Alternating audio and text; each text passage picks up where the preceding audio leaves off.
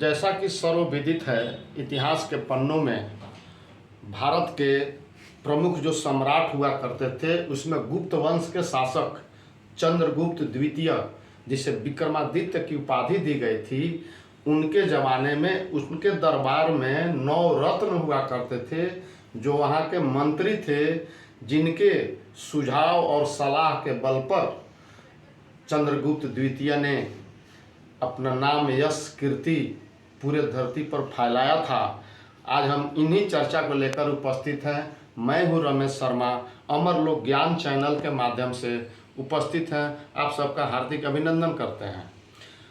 चंद्रगुप्त द्वितीय विक्रमादित्य जो समुद्रगुप्त के लड़के थे और जिनका कार्यकाल 375 ईस्वी से 414 ईस्वी के बीच का समय माना जाता है। चंद्रगुप्त द्वितीय, जिसे विक्रमादित्य की उपाधि प्राप्त हुई थी, मिली हुई थी, उनके पिता का नाम समुद्रगुप्त था, जिसे भारत का नेपोलियन कहा जाता था। उसी समुद्रगुप्त के लड़के चंद्रगुप्त द्वितीय के माता का नाम दत्त देवी था और चंद्रगुप्त द्वितीय ने अपनी शादी नागवंश की कन्या कुबेर नाग से अपनी शादी की थी और चंद्रगुप्त की पुत्री का नाम प्रभावती गुप्त था और चंद्रगुप्त द्वितीय ने अपनी बेटी की शादी वकाटक नरेश रुद्रसेन द्वितीय से किया था।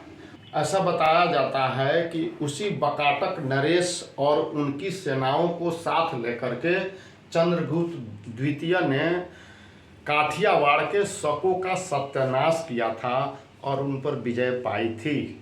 उनके दरबार में जो 9 रत्न थे, जो 9 मंत्री हुआ करते, जिनकी सलाह और सुझाव पर चंद्रगुप्त द्वितीय ने एक सम्राट के रूप में शासन किया था, वो 9 रत्न कौन थे? जिसमें पहला नाम आता है शंकु, बेताल भट्ट, छपनक, बराहमिहिर, कालिदास, अमर सिंह, घटकरपर, बररुचि और धन्वंतरी।